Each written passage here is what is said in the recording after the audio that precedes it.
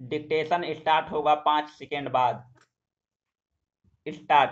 सभापति महोदया, खेती-बाड़ी के लिए ट्रैक्टर के बारे में छोटे किसानों को कुछ रियायत देनी चाहिए जिससे वे लाभ उठा सकते हैं। आज ट्रैक्टर बहुत महंगे हो गए हैं। डीजल की महंगाई की वजह से आज आम किसान ट्रैक्टर नहीं खरीद पा रहे हैं। जहां तक बैंकों से ऋण लेकर खरीदने की बात है, जब से यह सरकार आई है तब से मैं बिल्कुल ठप हो गए हैं। आप हरियाणा में चले जाएं, वहां काम बिल्कुल ठप है। चौधरी साहब उप प्रधानमंत्री यहाँ बैठे नहीं हैं।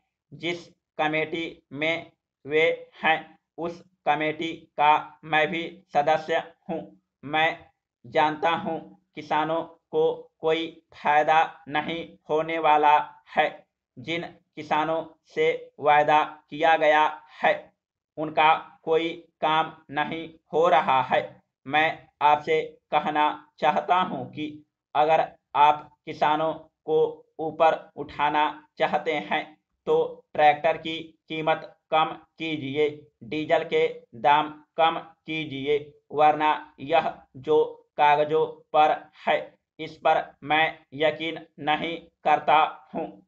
जो बड़े बड़े जमींदार लोग हैं जो खेत मजदूरों से काम कराते हैं और भू रिकॉर्डों में दर्ज नहीं होने देते हैं, इससे होता यह है कि जो मजदूर काम करता है और जिसको कानून के अनुसार उस जमीन का मालिक बन जाना चाहिए, वह रिकॉर्ड न होने से मालिक बनने से वंचित हो जाता है।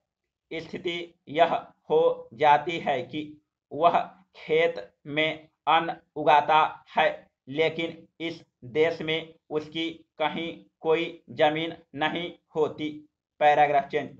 सभापति महोदया, एक बात मैं यह भी कहना चाहता हूं कि एक व्यक्ति को तो इस देश में सभी तरह के अधिकार और शक्तियां हैं। वह आईएएस अफसर भी बनकर नौकरी और जमींदारी भी करता है। उसी परिवार का एक व्यक्ति संसद सदस्य बन जाता है और इस प्रकार से देश की सेवा करने के नाम पर सारा खानदान मौज लूटता है। किंतु दूसरी ओर इसी देश में गरीब खेत मजदूर हैं जिनको कोई अधिकार नहीं, जिनकी इस देश में कोई जमीन नहीं। ऐसा क्यों? इसका यही कारण है कि आपने निर्धन लोगों की आर्थिक स्थिति मजबूत नहीं की।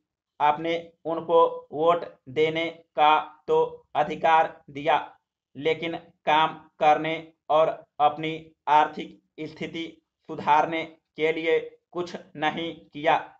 इसलिए मैं सभी पार्टी के बंधुओं से निवेदन करना चाहता हूं कि इस समस्या का समाधान करने में सभी पार्टियों के लोगों का सहयोग करना चाहिए। समाप्त।